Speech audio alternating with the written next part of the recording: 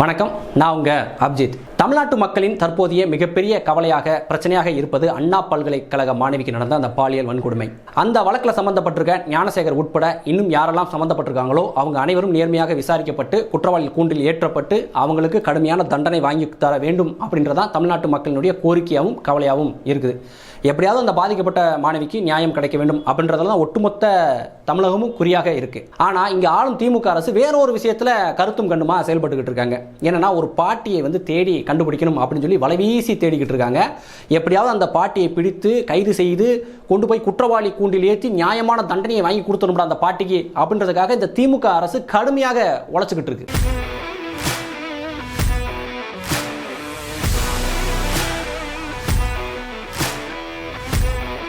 தமிழ்நாடு காவல்துறை வலைவீசி தேடுற அளவுக்கு அப்படி என்னையா பெரிய குற்றம் செஞ்சுட்டாங்க அந்த பாட்டி. யாரையா அந்த பாட்டி அப்படின்னு கேட்டா இவங்க தான் அந்த பாட்டி. சமீபத்தில் இந்த காணொலி சமூக வலைதளங்களில் ரொம்பவே வைரல் ஆச்சு, எல்லாரும் பார்த்துருப்போம். அந்த பாட்டிக்கு என்ன காண்டுன்னு தெரியல, அவங்க மனசுல என்ன நினைச்சாங்கன்னு தெரியல. தற்போது முதலமைச்சராக இருக்கக்கூடிய மு.க. ஸ்டாலின் அவர்களுடைய அந்த சுவரொட்டி மீது செருப்பை கழட்டி எறிறாங்க, மண்ணை வாரி தூத்துறாங்க, சாபம்லாம் விட்டுக்கிட்டு இருப்பாங்க போல இருக்கு. அதான் என்ன அவ்வளவு கோபம் அப்படின்னு தெரியல. இந்த பாட்டியின் மீது தான் விருகம்பாக்கம் காவல்துறையினர் வழக்கு பதிவு செய்து வலைவீசி இந்த பாட்டியை தேடிக்கிட்டு இருக்காங்க. இதுல இன்னொரு கொடுமையான விஷயம் என்னன்னா, இந்த காணொலியை சமூக வலைதளங்களில் பதிவேற்றம் பண்ண கன்னியாகுமரி மாவட்டத்தைச் சேர்ந்த பிரகதீஷ் அப்படின்ற இளைஞனை கைது பண்ணி உள்ள போட்டிருக்காங்க. எவ்வளவு பெரிய கால கொடுமைன்னு பாருங்க. காவல்துறையிடம் நான் வேண்டி விரும்பி கேட்கறது என்னன்னா, இந்த மாதிரி காணொலி போறவன், மீம் போறவன், ட்விட்டு போறவனை கைது பண்றதுல காட்டக்கூடிய ஆர்வத்தையும் உங்களுடைய தொழில்நுட்ப அறிவையும் இந்த சமூக வலைதளங்களில் குற்றச்செயலில் ஈடுபடுறவங்க, பெண்களுக்கு எதிரான பாலியல் வன்முறையில் ஈடுபடுறவங்க, பாலியல் குற்றங்களில் ஈடுபடுறவங்க மீது நீங்க காட்டினீங்கன்னா என்னைக்கும் இந்த பாலியல் குற்றங்கள் குறைஞ்சிருக்கும். இதெல்லாம் கொஞ்சம் மனசுல வச்சுக்கங்கன்னு சொல்லி தான் வேண்டி விரும்பி உங்களை எல்லாம் கேட்டுக்கிறேன். சரி, இப்போ என்னுடைய கேள்வி என்னன்னா, இந்த வழக்கில் இந்த பாட்டியை கைது செய்து நீதிமன்றத்துக்கு முன்னாடி போய் நின்று என்ன பண்ண போறீங்க? இவங்களுக்கு என்ன மரண தண்டனையா வாங்கி கொடுக்க போறீங்க, இல்ல ஆயுள் தண்டனை வாங்கி கொடுக்க போறீங்களா, இல்ல குறைஞ்சபட்சம் 10 ஆண்டு கடுங்காவல் தண்டனை எதுவும் வாங்கி கொடுக்க போறீங்களா? என்ன பண்ண போறீங்க? இந்த பாட்டியை கைது பண்ணி வழக்கு போட்டு நீதிமன்றத்தின் முன்னாடி போய் நிப்பாட்டினா நீதியரசர்கள் கேட்க மாட்டாங்களா? ஏன் அப்படி ஒரு வயசான காலத்தில் அவங்களுக்கு ஏதோ எரிஞ்சிருக்காங்க, இதை கொண்டு போய் ஒரு வழக்குன்னு விட்டுக்கிட்டு இருக்கீங்க? இப்போ தமிழ்நாட்டில் இதுதான் பிரச்சனையா? இந்த திமுக அரசினுடைய தலையாய பிரச்சனை இதுதான், வேற பிரச்சனையே இங்கே கிடையாதா அப்படின்னு அவங்க கேள்வி கேட்டால் மூஞ்ச கொண்டு போய் எங்கே வச்சுக்கிருவீங்க அப்படின்னு தான் என்னுடைய கேள்வி. இந்த மக்களை நேசிக்கக்கூடிய ஒரு அரசாக இருந்தால் என்ன பண்ணியிருக்கணும்? இப்படி ஒரு பாட்டி பண்ணிட்டாங்களா, அவங்கள கூப்பிட்டு பாட்டி ஏன் அப்படி பண்ணீங்க, உங்களுக்கு என்ன பிரச்சனை, ஏன் இந்த அளவுக்கு உங்களுக்கு இந்த அரசாங்கத்தின் மீது, இந்த முதலமைச்சர் மீது கோபம், என்கிட்ட சொல்லுங்கள், அந்த குறையை தீர்க்கிறேன் அப்படின்னு சொல்லி ஒரு நியாயமான ஒரு அரசாங்கம் இருந்தால் நடந்திருக்கும். அந்த என்ன குறையை அதை சரி செய்து விட்டு எந்த பாட்டி மண்ணவாரி தூத்தி சாம விட்டுச்சோ அந்த பாட்டி வாயிலே வாழ்த்தை பெறுவதற்கான வேலையை செஞ்சிருக்கணும். அதான் ஒரு மனசாட்சி இருக்கக்கூடிய ஒரு அரசு பண்ணியிருக்கும். ஆனால் இவர்களுக்கு தான் மக்களை பற்றி எந்த கவலையுமே கிடையாது. ஒரு சர்வாதிகார போக்கில் தானே போய்கிட்டு இருக்காங்க. இந்த ஆட்சியில் நடக்கக்கூடிய எந்த ஒரு குற்றத்தையும் எந்த ஒரு கோபத்தையும் இந்த மக்கள் வெளிப்படுத்திடக்கூடாது. வெளிப்படுத்தினா உடனே அவங்க மீது கைது, ட்விட்டு போட்டால் கைது, யூடியூப்ல வீடியோ போட்டால் கைது, சொல்ல முடியாது நம்ம இந்த காணொலி போட்டுக்கிட்டு இருக்கோம் நம்மளையும் கைது பண்ணாலும் பண்ணுவாங்க. இப்படி எதை செய்தாலும் உடனே கைது அப்படின்னு சொல்லி இந்த அரசாங்கத்துக்கு எதிராக யார் கேள்வி கேட்கிறாங்களோ, இந்த அரசாங்கத்தின் பிரச்சனைகளை யார் சுட்டி காட்டுகிறார்களோ அவங்க மீதெல்லாம் இந்த அரசாங்கம் அடக்குமுறையை ஏவுது. இது என்ன சர்வாதிகார ஆட்சியான்னு கேட்கிறேன். ஒரு நாட்டில், ஜனநாயக நாட்டில் மக்களுக்கு பேச்சுரிமை இருக்கணும், கோபத்தை வெளிப்படுவதற்கான வாய்ப்புகளாக இருக்கணும். இது எதுவுமே இருக்கக்கூடாது. இனி எப்போதும் போற்றி புகழ்ந்தே பாடிக்கிட்டே இருக்கணும்னா இங்க மன்னராட்சி நடக்குதா இல்ல சர்வாதிகார ஆட்சி நடக்குதா?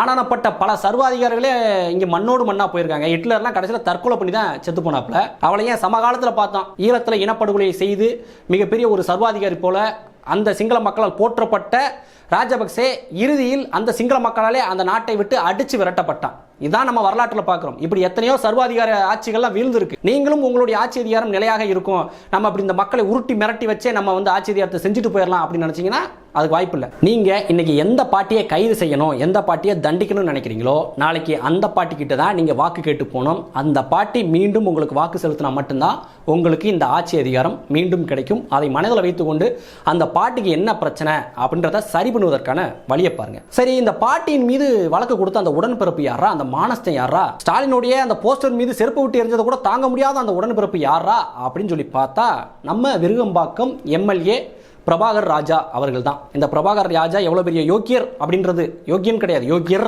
அப்படின்றது நம்ம எல்லோருக்குமே தெரியும். கடந்த ஒரு ஆண்டுக்கு முன்னாடி என்ன நடந்துச்சுன்றது நிறைய பேர் மறந்துருப்பீங்க, நான் மீண்டும் ஞாபகப்படுத்துறேன். ஒரு ஆண்டுகளுக்கு முன்னாடி கனிமொழி, நம்ம தமிழிசை தங்கப்பாண்டியன் இவர்கள்லாம் கலந்து கொண்ட ஒரு திமுகவினுடைய பொதுக்கூட்டத்தில் திமுகவினுடைய இளைஞரணி பொறுப்பாளராக இருந்த 2 பொறுக்கிகள் அங்கு பாதுகாப்புக்கு வந்த பெண் காவலரிடம் பாலியல் அத்துமீறல்ல ஈடுபடுறாங்க. உடனே அங்க இருக்கக்கூடிய காவலர்கள் அவனை கைது பண்ணி போய் ஜீப்ல ஏத்துறாங்க. நீ எப்படா எங்க உடன்பிறப்ப ஜீப்ல ஏத்தலாம்னு சொல்லி அங்க போய் சண்டை போட்டு ஜீப்ல இருந்து அவங்களை இறக்கி விட்டது யாருன்னு கேட்டீங்கன்னா நம்ம விருகம்பாக்கம் எம்எல்ஏ பிரபாகர் ராஜா தான். அவர் தான் அந்த மானஸ்தர். அதன் பிறகு இந்த பிரச்சனை மிகப்பெரிய அளவில் பேசுபொருள் ஆகி செய்தி ஊடகங்கள்ல வெளிவந்ததுக்கு அப்புறம் அந்த 2 பேத்தையும் கைது பண்றாங்க. கைது பண்ணி மிகப்பெரிய தண்டனையை கொடுத்தாங்களா, இல்லை பாத்ரூம்ல போய் வலி குழுந்துன்னு சொல்லி கையை காலை உடைச்சாங்களான்னு கேட்டா அதெல்லாம் கிடையாது. மேல் இடத்து மேலே கை வைக்க முடியுமா? அப்பெல்லாம் வைக்கவே முடியாது. அது நம்ம விருகம்பாக்கம் எம்எல்ஏவோட நண்பர்கள் மீது கை வைக்க முடியுமா? முடியவே முடியாதுல்ல. அதன் பிறகு என்ன அழுத்தம் அந்த பெண் காவலருக்கு கொடுக்கப்பட்டுச்சுன்னு தெரியல. அவங்களும் அந்த வழக்கை வாபஸ் வாங்கிட்டாங்க. இந்த 2 பேரும் மன்னிப்பு கடிதம் எழுதி கொடுத்துட்டாங்க அப்படின்னு சொல்லி அந்த வழக்கு ஒன்றுமில்லாமல் போச்சு. இது எல்லோருக்குமே தெரிஞ்ச விஷயம் தான். இப்போது செய்த அந்த பாலியல் குற்றவாளிகளுக்கு எங்கிருந்து இந்த தைரியம் வருது? பெண்கள் மீது நம்ம எப்படி வேணுமா கை வைக்கலாம், நம்ம என்ன குற்றங்களில் வேணுமா ஈடுபடலாம், நம்மளை காப்பாற்றுவதற்கு விருகம்பாக்கம் எம்எல்ஏ பிரபாகர் ராஜா மாதிரியான ஆட்கள் திமுக நிறைய பேர் இருக்காங்க அப்படின்ற தைரியத்தால தான் இவங்க மீண்டும் மீண்டும் இந்த பாலியல் குற்றங்களை தொடர்ந்து பண்ணிட்டே இருக்காங்க. இப்போ கூட இந்த அண்ணா பல்கலைக்கழக மாணவியினுடைய அந்த பாலியல் வழக்கில் சம்பந்தப்பட்டிருக்கிறது யாரு? திமுகவினுடைய பொறுப்பாளர் தான். அவனை பற்றி வெளிவரக்கூடிய செய்திகள்லாம் எப்படி இருக்கு? கழுவி ஊத்தி காரி துப்பி செருப்ப சாணின முக்கிய அவன் உச்சாந்தலையிலே அடிக்கலாம் போல இருக்கு. அவ்வளோ ஒரு கேவலமானவனா அவன் இருந்திருக்கான். இப்படி ஒரு கேவலமானவனுக்கு தான் திமுகவில் பொறுப்பு கொடுத்து பாதுகாத்து வச்சிருக்காங்க. அவன் அந்த அரசியல் பலத்தில் இருக்கக்கூடிய திமிர்னால தான் ஒரு பல்கலைக்கழகத்துக்குள்ளே போய் ஒரு மாணவியிடம் பாலியல் அத்துமீறல்ல ஈடுபட்டிருக்கான். உடனே வந்து இந்த காவல்துறை நடவடிக்கை எடுக்குச்சான்னு கேட்டா அதுவும் கிடையாது. அந்த வழக்கை எப்படியாவது பூசி மொழிகி இவனுக்கும் திமுகவுக்கும் சம்பந்தம் கிடையாது, ஞானசேகரன்ற ஒருத்தர் மட்டும்தான் இந்த வழக்கில் சம்பந்தப்பட்டிருக்கான், வேற யாருக்கும் இந்த வழக்கில் சம்பந்தம் இல்லை அப்படின்ற அளவில் பூசி மொழிகி எப்படியாவது இந்த வழக்கை முடித்து விட வேண்டும் அப்படின்ற நோக்கத்தோடு தான் இந்த அரசாங்கமும் காவல்துறையும் செயல்பட்டாங்க. அதை நம்ம கண்கூடா பார்த்தோம். ஏதோ நீதிமன்றம் இந்த வழக்கை தானாக முன்வந்து விசாரித்த பிறகு சில முக்கியமான தகவல்கள் வெளிவந்திருக்கு, சில நியாயமான தீர்ப்புகளும் வந்திருக்கு. அந்த பெண்ணுக்கு வந்து 25 லட்சம் கொடுக்கணும்னு சொல்லியிருக்காங்க.